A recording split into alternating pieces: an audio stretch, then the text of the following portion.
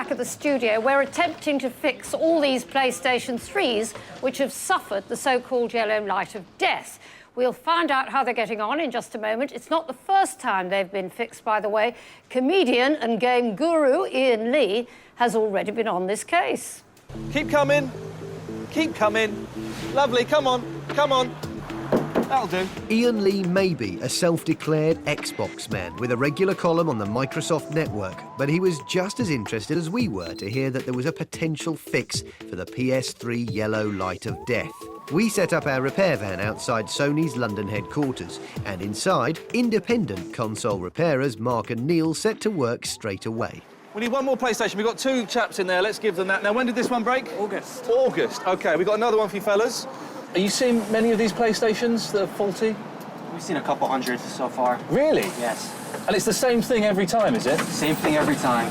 How long does it take you to fix one of these normally? About 30 minutes. That's because their repair is relatively simple. They take the consoles apart, clean them up, and heat the circuit boards in a special oven. In there, the solder joints melt and fix any broken connections. It's not long before Sony catch on, but not everyone sees the funny side. Can you stop it, please? Well, we're filming in the street. While Sony security worries about our cameras on the street outside, Mark and Neil say they finished their first machine. OK, first one, let's have a look. Hey, it's working. That's your PlayStation. They fixed it. That's it, that's the game that was stuck in it. Jamie Narborough is hoping we can repair his PS3 as well, so he can retrieve some precious photos of his graduation and school trips that were stuck on the hard drive. Once that yellow light came on, he couldn't get at them. Can we have a look? Because Jamie has got some very important photos in here. Yes. Berlin trip, car show.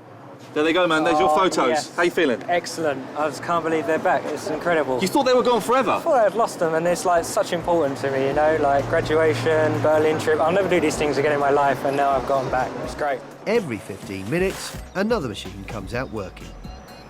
It's a fully working PlayStation 3! There you go. Thank you. Our engineers got all 11 consoles they saw working again, and all fixed in exactly the same way. They just needed a blast in their special oven. So, is it just coincidence that the same fix got them going again? OK, last week we fixed 11 machines. Unfortunately, 4 have broken again. How have we done tonight? Yeah, very exciting here, Annie, because out of the 5 PS3s that we've been given by our viewers, 4 have been fixed. We've seen them working. We're just waiting for the last one that Mark's got here to be tested. So spark it up, Mark. Let's see what happens. Talk me through the process. Turn it on. Yep. Hopefully no yellow light. We've got a sort of green-blue light, a flashing blue light. And that's it. There's no yellow. And there we have it. Look at that. Look at that. 5 out of 5. We have achieved, in this small corner of the BBC, what Sony couldn't. Annie.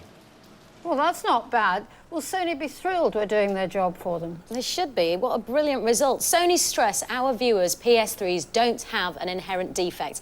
They disagree with our experts' theory and say if the consoles go wrong within 1 year of purchase, they'll replace them for free. And while they're disappointed that a small number of their 2.5 million customers appear to have experienced problems after the warranty has expired, they say it's common business practice to charge for repairs after 1 year and that they don't profit from the costs of that. What's a small amount of customers? 12,500 that they're admitting to. But there could be loads more. Let us know, add to the power of Watchdog, and in case Sony haven't got the message, here's Mitch Benn. My afternoon was free, so I fired up my PS3 to try and finish Grand Theft Auto 4. But suddenly I did spy an evil winking amber eye, and I knew that my PlayStation was no more.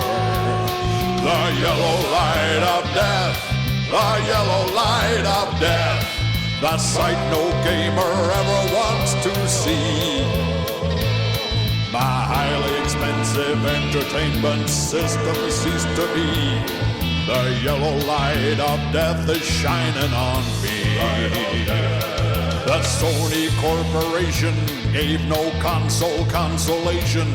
They even tried to say I was to blame. They said you'd failed to ensure a proper working temperature, and its warranty's expired, son. What a shame. So the yellow light of death, the yellow light of death flashes on, though it can sometimes be repaired. But until I pony up some cash, Sony just won't care, and that yellow light of death will still be there.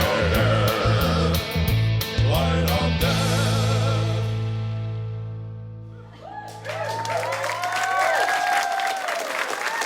If you've got something for us to investigate, then log on to our website, bbc.co.uk/watchdog, and click on where it says, got a story?